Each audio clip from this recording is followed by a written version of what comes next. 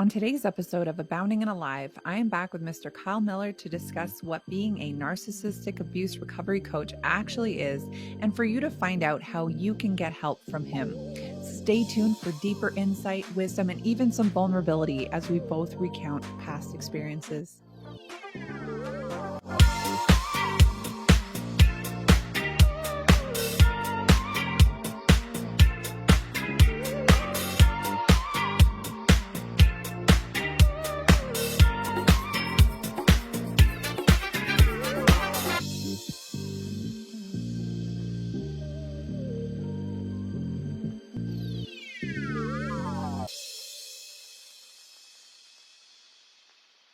Good morning, everybody. Welcome back to Abounding and Alive podcast. I'm your host, Becky Turner, and I am here for part 2 with Mr. Kyle Miller. Now, if you tuned in last week, you got to hear our conversation, just slightly going into what he does, but we really didn't go broad into that. So Kyle is a coach that focuses on narcissistic abuse recovery.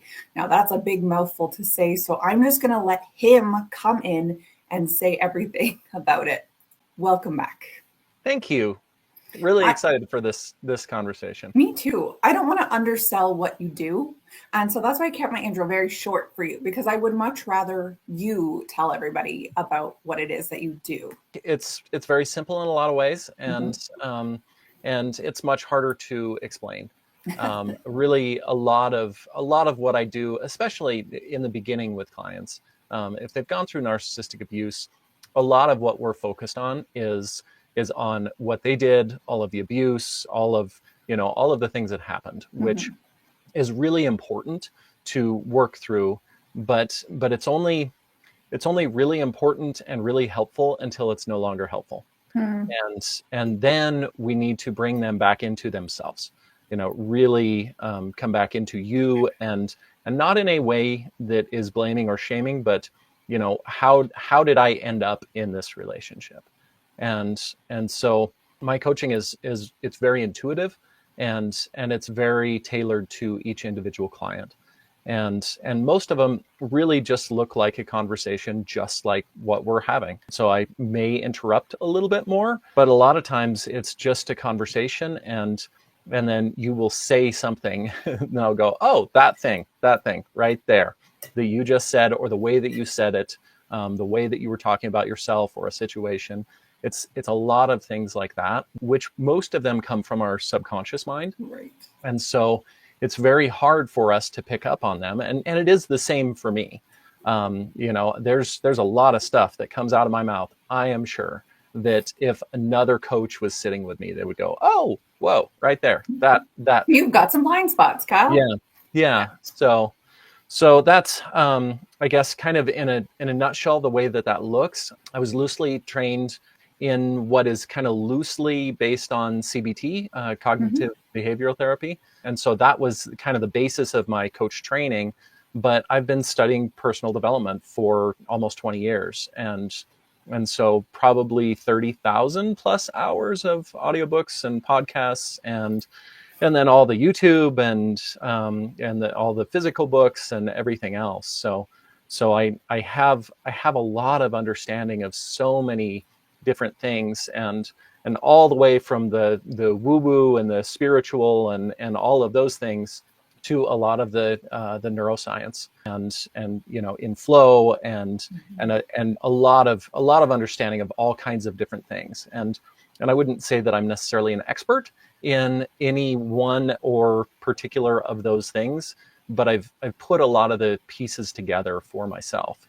And a lot of what I did when I was going through all of my healing journey is it was so hard for me to get help, which is a blessing now for my clients and anybody else that I work with, because a lot of what it was is I'm sure this is a misunderstanding.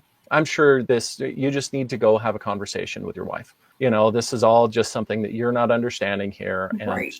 And so a lot of that was based around, and even with the counselors and the coaches that were helpful-ish kind of, what I had to do was I had to basically figure out, how do I present this issue that I'm struggling with to them in a way that they can help me work through it. Mhm. So with my clients, they don't have to do that. And I'm grateful in a lot of ways that I had so much difficulty in Mhm. getting help and support because it really taught me a lot of understanding about shame and judgment and all of those things, and a lot of things that most people wouldn't even think about when they say, oh, well, you need to get over it, or you need to stay busy, Mhm. or things like that, which could be helpful in situations, but usually are much more harmful. Right. And they don't realize when they say those things how hurtful it is for people that have gone through this experience or any other abuse. Right. Now, do you think that there is some sort of stigma, number one, for men getting help in general, but two, men being the victims of narcissistic abuse compared to women? I mean, I feel like as society, we expect a man being the narcissist, the female being the victim. But, what about when roles are reversed, like in your case? Yeah. Yeah, it's there's a lot of narcissists on both sides, but it seems like more often the men are more likely to be outwardly or overt narcissists. So Hmm. these are the big, bold, loud, I'm the best, Right. and I can go trample on other people. Whereas women are more likely, I think. I'm not sold necessarily on the numbers or anything like that, but they are more likely to be covert or vulnerable narcissists. Oh, So interesting. they're the victim, and not Mm. to say that there's not a lot of men that also do the same thing, but the abuse looks a lot different. It's harder to pick up on because it's not this outward loud thing where I'm being abusive to you. It's a much more covert way where it's like, I didn't say that you couldn't go see your friends or that you couldn't go do these things, except there were little things that happened in the relationship, and you knew that there was going to be, hell to pay, I mean, for lack of a better term, if you went and did whatever it was, or you didn't do what they said, or it's just little guilt trips Right. and things like that, which are much harder to pick up on because there's not, and I think with most narcissistic abuse, emotional abuse, it's not this one thing that happened. And I think with a lot of coaches, with therapists, with a lot of people, they look at, okay, what's this one thing that happened? You point to that, we'll talk through that thing, Hmm. and then what was your role in this? And that's really good to get to after we have acknowledged the abuse that went on. Yes. If we don't get to that acknowledgement first, then it just feels like our experience is being dismissed, and Mm.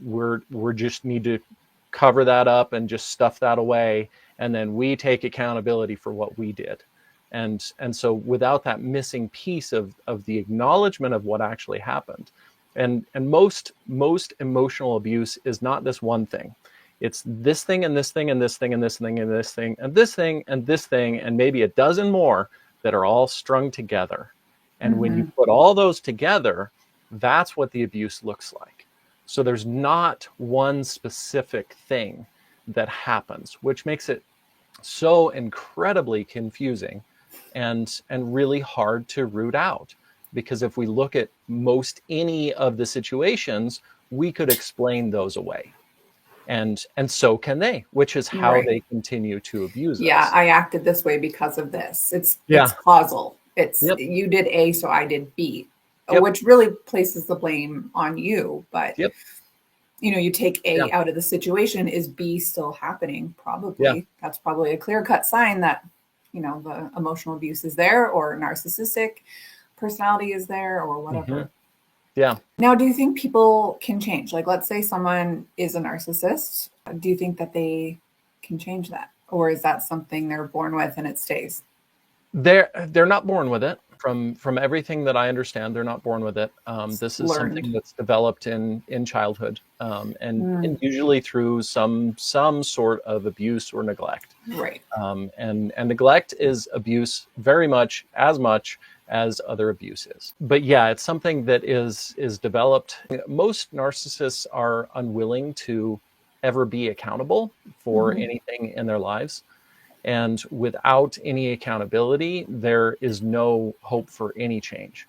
And this doesn't mean that, oh my gosh, I got caught for doing whatever, so I'm sorry that it made you feel that way, and I'll work on changing this. There's so many layers of what they would kind of half-hearted apologies or half-hearted accountability. Mm-hmm. And those are usually things where they got caught. And there's also the narcissists, of course, that they will not take any. You can show them the proof, and they'll say, "I didn't do that. You're crazy. Why are you?" Of course, then redirection and deflection back onto you. Why are you going through my phone? Or why did you record me? Or why did you screenshot? You're the bad guy for looking at my phone, even though I was hiding stuff on my phone. Yeah. Yes. Even though I was talking to my other girlfriends. Yes. My other family. Now, the word gaslight comes up a lot lately. I'd never heard it until a few years ago. Although if you go back, like you watch old TV shows, the word gaslight is on there. So it's a common phrase. I just never heard it till a few years ago. Yep. Explain that to me, because I think that's fairly relevant in this situation. And it's another, unfortunately, so many of these terms have come out, and then they have just gone through the mess of misuse.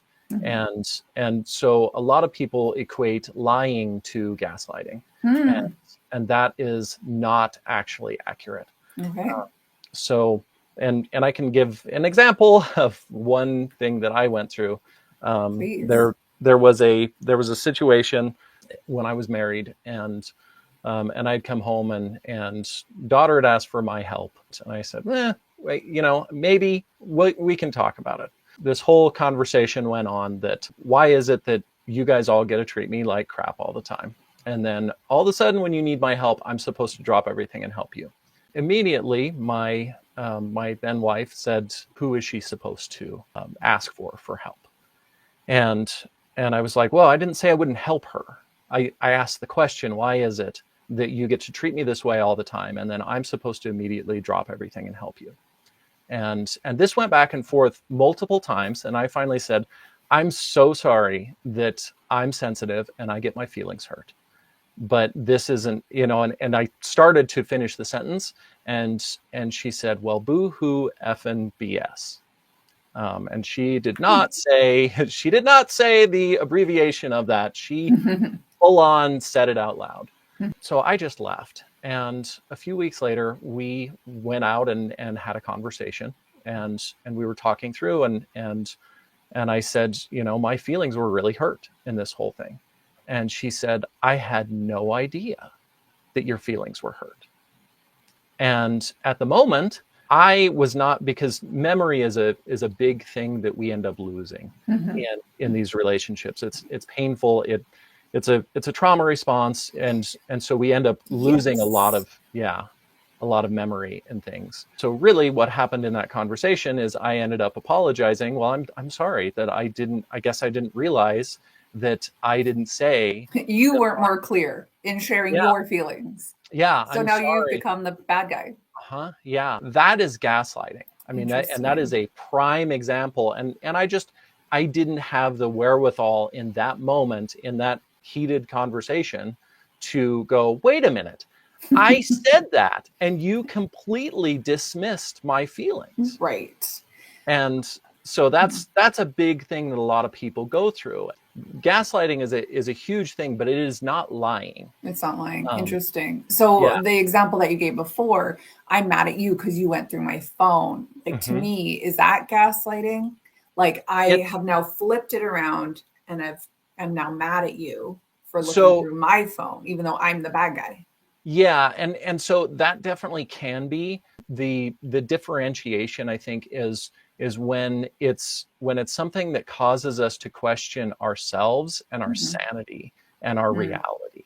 That's what. So it's not just oh, I didn't do this thing. It's doubling down. Then I didn't do that, and you're crazy for even thinking that I would do that.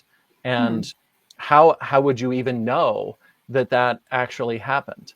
And what is wrong with you? And why are you always so paranoid? It's doubling down on everything in order to get us to question our own reality and our own sanity. And that's really what gaslighting is. It's not just the lie.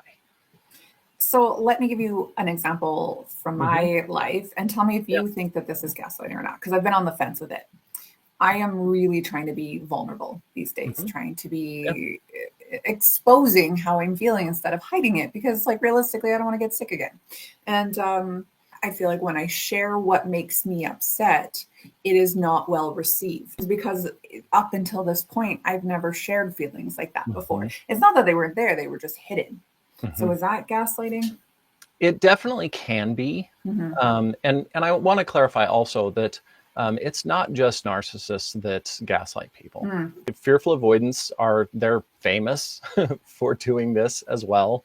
I think probably dismissive avoidance, but other people will gaslight you, and some people unknowingly will gaslight you.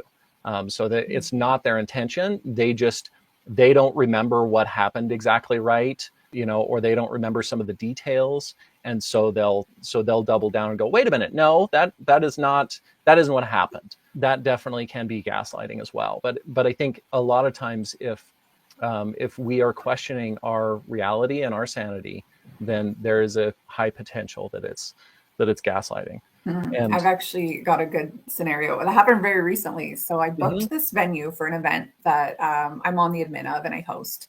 Hmm. And I booked this venue months in advance, like 3, 4 months in advance. Hmm. It was great. I took a video. I sent a video and pictures of me talking to the rest of the admin, letting them know about the space Hmm. that I've rented. I physically was at this place with the coordinator of this Hmm. event place, Hmm. uh, booking it. We show up that day, another party is there, and I Hmm. can't get a hold of this coordinator.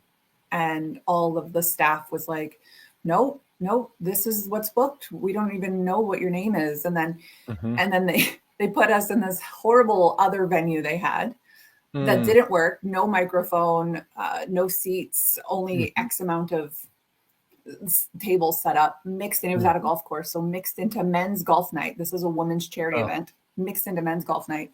Praise the Lord, it was pouring rain that night because not a lot of men showed up during Oilers playoffs also. So Hmm. like it was terrible. And I'm talking to the staff and I'm like, this is not what I had planned. And Hmm. they said, actually, I just talked to the owner and she said that's what you planned, that you booked with her. She never told you you were allowed to have such and such space. And I was like, that's not true. And then they pulled up the original email that I had with her Hmm. before ever meeting her in person. There was Hmm. an email that said, no, sorry, that space is not available that day, but come in anyway and we can chat about future dates. And when I got there, she said, actually, that date is available. It's sure, you can absolutely have it. And Hmm. so, yeah, I just thought, like, to have your staff tell me Yep. that it was my fault. Oh, also, I said, where's our microphone? Like, the whole reason I booked this place is because you have an AV system set Hmm. up. Yeah. She said, no, you were told to bring your own microphone. And I thought, oh my gosh, like I was so frustrated. And I contacted this woman back and I said, don't try to gaslight me with your staff Hmm. who's not even a part of this. You didn't even show Hmm. up. And that was like when you're talking about avoidant, Yeah. that's what I'm Yeah. thinking too. Like an avoidant would Yeah. be a Yeah. gaslighter because like it's easier to just, Hmm. put the blame on you and then not Put the show blame up on for you. it. Yeah.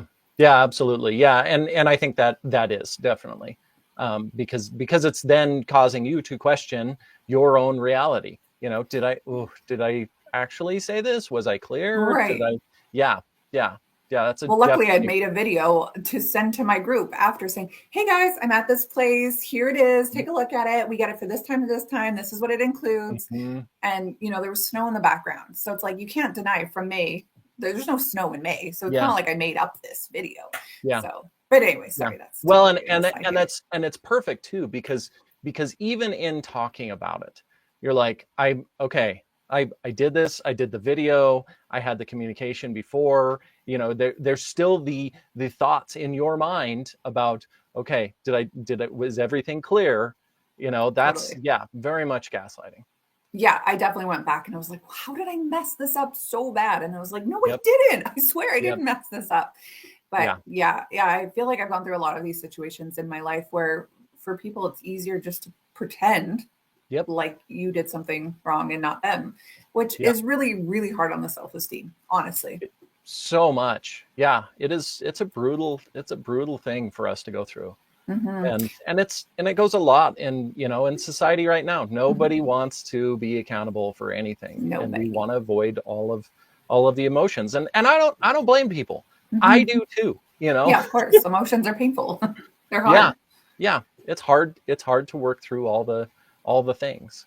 It's So, interesting that you say that it's a trauma response to mhm, forget, for your memory to lapse a yeah. little bit. It kind of reminds me of like childbirth. Childbirth is like the worst Mhm, experience, and yet women continuously do it because they almost forget. Like as soon as that baby's out mhm, and born, they forget how bad it was. They mhm, get pregnant again, and then they go, "Oh crap!" It's mhm. because that trauma response. Your body's like, "Nope." Yeah. And so I find over these last X amount of years, not even these last two, but X amount of years, that I've been blocking stuff out. Now that I'm like actively trying to recover these memories, it is tough. People will Mhm. say things about my kids when they're little, and I'm like, no, I got nothing. Yeah. And it's like, where did those memories go? They're in there, they're Yeah. hidden, but because Yep. my body was trying to protect itself, or my Mhm. brain, or psyche, or soul, or whatever you want to call it, uh, yeah, those memories are locked away, and it's tough. It takes a while to open them up again. And it's sad because there's a lot of memories of my kids I would really love to have. So the problem here is I want these memories back, and I need to work Yeah. to get these memories back. Hmm. And that's usually not what the problem is. It's Right. it's usually all of the other trauma that we haven't worked through. And in a way, I mean, it makes sense because if you have any trauma that's associated with whether it's big T or little T trauma, Hmm. if you have any that's associated with any of those memories can bring back that traumatic situation. Your mind is like, nope, we're just going to block that out because it's not safe for us to feel all of those feelings again, and kind of in a way re-experience what the trauma was. I have a perfect example of that. So, since the breast cancer diagnosis, I've always been very open and Hmm. willing to talk to people about my experience, especially if they're going through it. You should never have to be alone through an experience like this. However, I think it was around May, probably this year, I was just feeling very overwhelmed, just in Hmm. general, in life, in all the things. Hmm. Again, working with an occupational therapist, trying to get back some life skills. She was saying, it's okay for you to tell people no. It's okay for you to not want to be everyone's go to for advice. And as someone Yeah. who's always taken on everyone's problems, that was very Yep. hard for me. And so in May, I had quite a few different people who were close to me who were experiencing breast cancer type symptoms, including one friend who was actually diagnosed. And so Hmm. she was coming to me with questions, and I was happy to help. But then I would see her message come in, and I would start to panic a little bit. And Mm. then another person came to me with their problems, and I just had to ignore the message. And then someone even closer to me and my family came to me and said that they were going through this. And it was like all of a sudden I just felt so overwhelmed. Hmm. And it took me right back. Like just when my friend was diagnosed with it, it took me right back to those early stages for me, navigating and everything. And for me, like I'm on the opposite end of it now. I Hmm. can say, like, oh, well, you should try this, this, and this, and you're going to be fine. Your body will beat it, whatever, Hmm. based on my experience. But I actually don't know if that's true because everybody is so different. I believe she is because she's such a fighter, but like, at that time, it was too much at once. And I felt Hmm. very overwhelmed in that. And it made me really sad because Hmm. it was like I really pride myself on being able to help people and being able to talk to people, especially about breast cancer. And then when a bunch of people came to me at once, I froze. I talk about this quite a bit. The difference between being kind and being nice, Mm, and a lot of us are all nice, and and that's great. But what we're not being is kind to ourselves. mm, And so we're not being kind to them because we don't actually say, I can't do this right now, and you need to get other support. And that, so okay, we avoided a situation, which is okay. I mm-hmm. mean, because we don't, in reality, really, we don't owe anybody anything. No. And it's hard. It's hard, especially when we want to, I do what I do, although more healthfully now, but because I want to help people. Mm-hmm.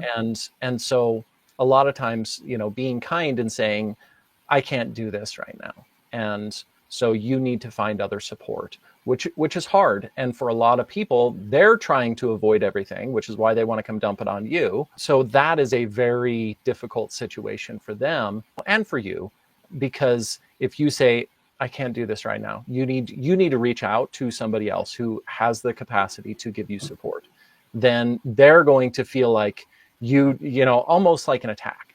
And a lot of avoidant people view that as an attack. So if you say anything, any critique or criticism or anything other than what it is that they want, they feel is an attack on themselves. I understand why a lot of people would rather just ghost somebody or not respond. And so I guess the big thing with that is no shame, no judgment. We have too much of that. And okay, sure, maybe we could respond in the way that we want and explain, I'm not in a situation right now. But we know that there's going to be fallout from that as well. Right. I ended up saying that to one of the people, like one was a relative, like I can't not tell that person. But to one person, I said to her, I just sent a voice message because she really wanted to talk on the phone. And I sent a voice message and I said, I love you. I'm sorry you're going through this. I said, I am just feeling so overwhelmed in all of this right now. And I want to help you. I really do. But it's triggering me to the place where I feel like I'm regressing. Like I just feel like where I was 2 years ago. And I said, I'm having a really hard time giving you all the information that you're asking of me, just because I feel very triggered by it. And I mean, I felt like an idiot sending that message. And she responded via voice message. I never checked it for 2 months. And I finally did check it. And the response was, no, it's all good. I went and had the tests and everything is all clear. And I appreciate your honesty. And so, someone like that, she's very regulated emotionally. She's very mature. So for her, that was okay. But I can definitely see a lot of other people not responding in the same way to that. Unfortunately, I felt dumb in that moment. Just admitting that I was not as strong as I thought I was. That's like the big thing. I think that's the thing with counseling, coaching, being vulnerable with people is like you're admitting you're actually not as strong as this persona that you have.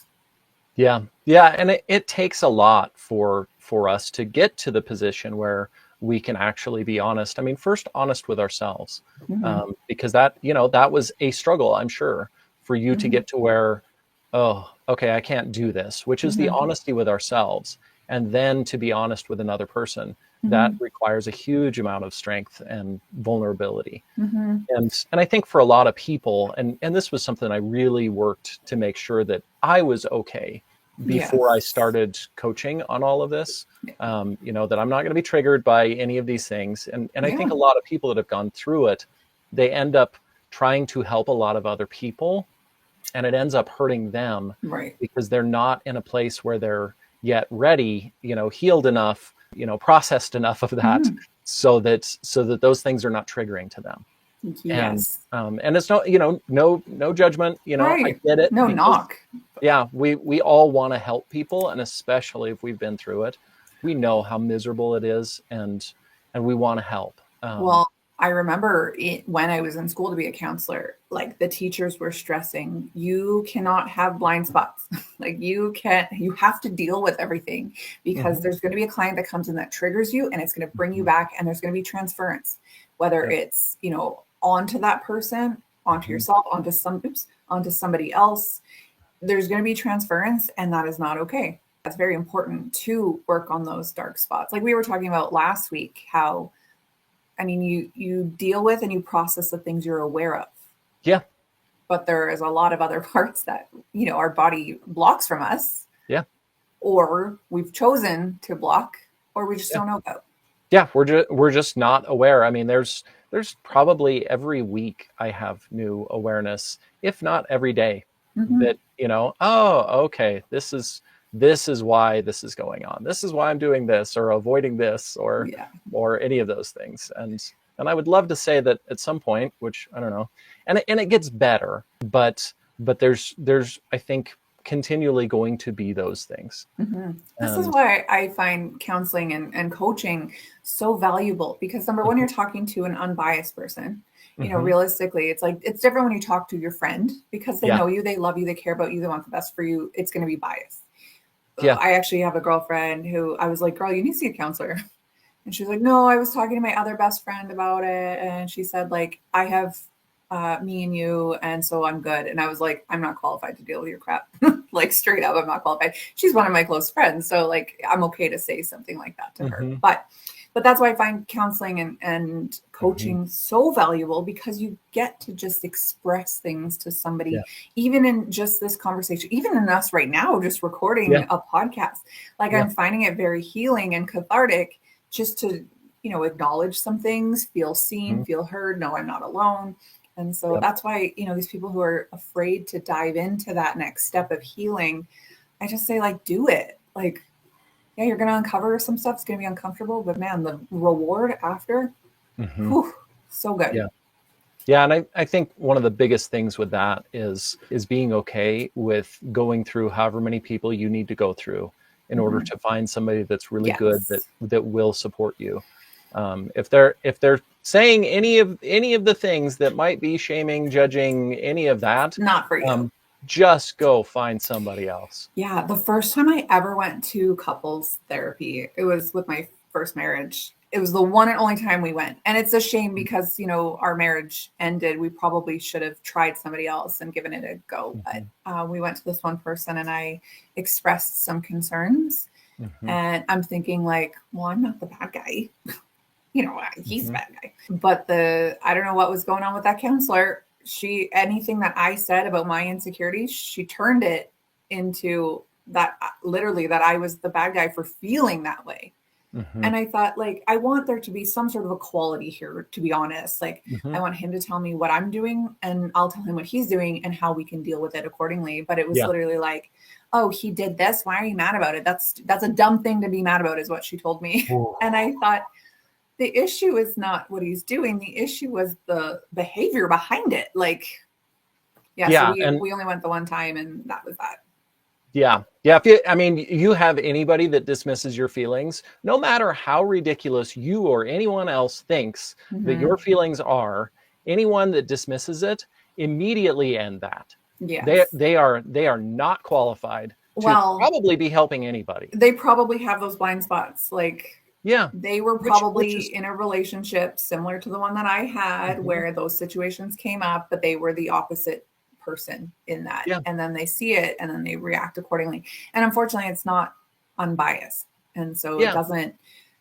I don't know, it doesn't help the couple. All it's doing Yeah. is affirming the one person who did one thing and not the other person who's feeling another thing. Well, and that's, I think, and on the show, the other day we were talking about, I reserve judgment on almost everything. I Mm-hmm. just I'm just not going to pick a side on any of Yeah. this, no matter what. Let's stand from the outside and we can Yeah. look in and pull it apart and look at it and talk about it without throwing anybody under the bus or shaming or Yeah. judging or And I think the dangerous part about picking a side, like, let's say you are a couples coach or Mhm. therapist, is like, everyone is hiding some degree of something. Not Yeah, everyone comes in as like, I did this, and this was their response. No, they're going to be like, this was blah, blah, blah, blah, blah, that this person did, hmm, and I did nothing. I'm perfect. Like I said, yeah, I wanted to know that he was a bad guy. I yeah, wasn't the bad guy, but like, what was my part in that? yeah, And so when you choose as a clinician to pick a side, well, you're not mhm, actually basing it on full fact. You're yeah. basing it on like a little snippet of information that you have. And almost nothing is ever one way or the other. No, We are never the whole problem no, in a relationship, and we are never completely innocent. I mean, that's on any situation. right. And so anybody that ever leans towards that, they're really not helping, Hmm. and not in a way where we need to shame or judge anybody. I talk about this a lot because it is probably the number one biggest thing that we all do to ourselves, Mhm. and toxic relationships do it. Even healthy relationships, there is an element of that, which is like, okay, let's work through this here so that we're not throwing, metaphorically bricks at each other, Right. because that's not helpful or That's helpful. what every couple session I've been to feels like. I'm like, I haven't found the right person to help mediate that. And it's not like I want to throw bricks at my partner by Yeah, any yeah, means. Like, he doesn't yeah, yeah. deserve bricks thrown at him, but it's like, Yep. that's what it gets to. Like, you did this, so I did that. And it's like, I need somebody to Mhm. just be like, no, Like, okay, actually, yeah, let's look at what the actual issue is here. You're not yeah, the issue. You're not the issue. Like, we're addressing an issue here, which is yeah, other than. You guys are on the same team here, yeah, and then let's address the problem. The problem is not either one of you. The problem is whatever the situation is, and how each of you feel. yes. And so we can address that. But you're on the same team. You're on the same team. You're on So the same team. we Yes, don't need to fight against each other. We can fight against whatever this issue is, totally. and work through that. Yeah, I agree completely. Well, I think that's probably enough for today's episode. But you know what? We are going to do a part 3, just because I know that there's a lot more that we need to uncover here. I still want to talk about attachment styles because I think Mm, that's so relevant for people. yeah, But if you're good with a part 3, I'm good with yeah, a part 3. yeah. I Okay, would love that. Yeah, awesome. very awesome. So if you want to book a session with Kyle, KyleMillerCoaching.com. You can also find him on pretty much all the socials at Kyle Miller Coaching. Look for this beautiful face right here. He will just bring you to new awareness, new levels in your healing journey. And I'm so thankful that you were on my show. Thank you so much. Bye, everybody.